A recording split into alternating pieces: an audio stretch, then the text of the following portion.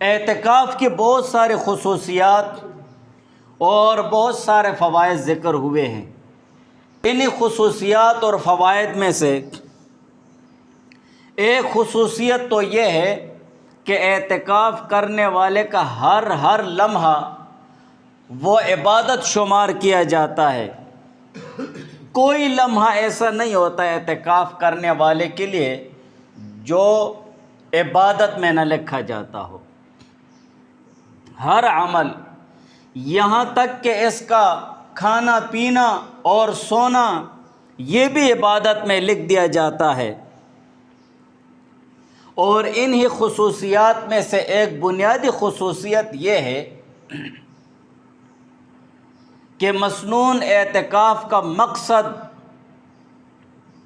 یہ ہے کہ مومن مسلمان شب قدر جیسے عظیم الشان رات سے بھرپور فائدہ اٹھا لے، اور ہر ایک انسان چاہتا ہے کہ وہ شب قدر میں اللہ تعالیٰ کی عبادت کرے، اس لیے کہ شب قدر اس کا تعین اور اس کا خاص ہونا یہ اللہ تعالیٰ نے پوشیدہ رکھا ہوا ہے، چھپا کر رکھا ہوا ہے۔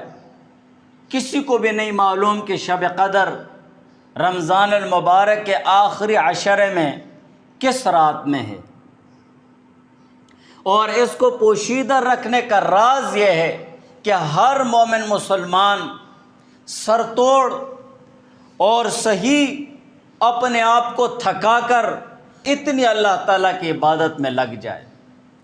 اور لازمی بات ہے کہ عام دنوں کی بنسبت، یعنی اعتکاف کے علاوہ اگر کوئی مومن مسلمان اس طور پر عبادت کرنا چاہتا ہے کہ وہ ان 10 راتوں میں اور خصوصاً طاق کی راتوں میں ہر رات میں اللہ تعالیٰ کی عبادت میں ساری رات لگا رہے، تو تھوڑا مشکل کام ہے۔ اس لیے کہ بشری تقاضوں کی وجہ سے کبھی اسے گھر جانا پڑے گا، کبھی اسے باہر جانا پڑے گا، کبھی اس کو ادھر جانا پڑے گا، کبھی کیا معاملہ ہوگا، تو بھرپور فائدہ اور صحیح معنوں میں شب قدر کی رات میں عبادت نہیں ہو سکے گی۔ لیکن اعتکاف کرنے والا اس رات سے بھرپور فائدہ اٹھا لیتا ہے۔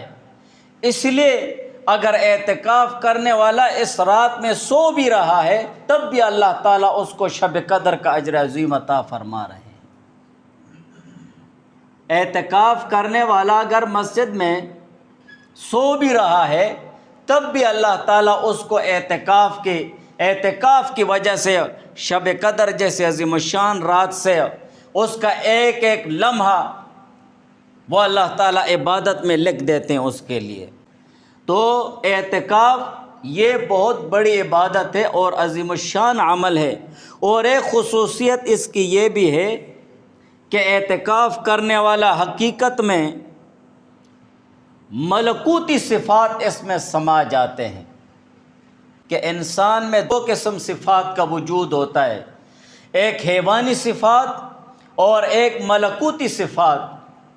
حیوانی صفات انسان میں وہ درندگی ہے جو گناہوں کی وجہ سے اس میں پیدا ہوتی ہے۔ حیوانوں کی صفات، جانوروں کی صفات، جانوروں کی صفات صرف چیر اور پھاڑ کرنا نہیں ہے، بلکہ ان کے اور بھی بہت سارے ایسے صفات ہیں جو انسان میں عیب ہوتے ہیں۔ اور دوسرے نمبر پر ہے ملکوتی صفات، فرشتوں کو کہتے ہیں، فرشتوں کی صفات، اچھے صفات۔ جب مومن مسلمان اللہ تعالیٰ کے قریب ہوتا جاتا ہے عبادت کے ذریعے اور اس کا ذکر اور نماز روزہ کر کے وہ اللہ تعالیٰ کے قریب ہوتا جاتا ہے، تو اس کا تعلق ملائے اعلیٰ اوپر آسمانوں سے اس کا تعلق بن جاتا ہے۔ فرشتوں کی آمد و رفت ہوتی ہے، نورانیت ہوتی ہے، اور فرشتوں کی صفات اللہ تعالیٰ ایسے شخص میں ڈال دیتے ہیں۔ اور جس وقت یہ مومن مسلمان پستی کی طرف جاتا ہے اور گناہوں میں پڑ جاتا ہے، نفس و شیطان کے اطاعت میں لگ جاتا ہے، تو پھر اس کا تعلق پستی کی طرف ہو جاتا ہے، اور اس کے ساتھ زیادہ تعلق وہ جنات اور شیاطین کا ہو جاتا ہے۔ ایسے شخص کا دماغ بہت تیز ہوتا ہے شیطانیت میں، اس سے کوئی بھی مشورہ یوں مشورہ دے دے گا. ہم آپ کو مشورہ دیں گے نا, فری مشورہ دیں گے, کرنا آپ کا کام ہے. تو مقصد یہ ہے کہ دیکھو فرشتوں کی صفات کیا ہے. فرشتے نہ کھاتے ہیں, نہ پیتے ہیں, نہ سوتے ہیں, یعنی تمام بشری تقاضوں سے, تمام بشری صفات سے وہ پاک ہیں.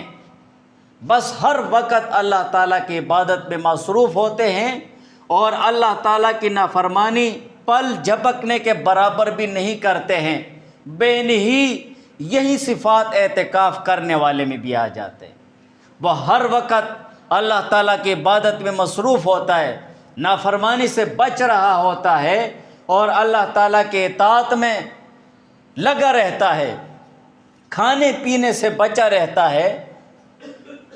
بہت سارے بشری تقاضوں سے وہ خود کو بچا کر, عام معمولات سے خود کو ہٹا کر اللہ تعالیٰ کے گھر میں بیٹھ جاتا ہے. تو یہ فرشتوں کی صفات یعنی فرشتوں والا عمل ہے. فرشتوں کی صفات اس میں آ جاتے ہیں.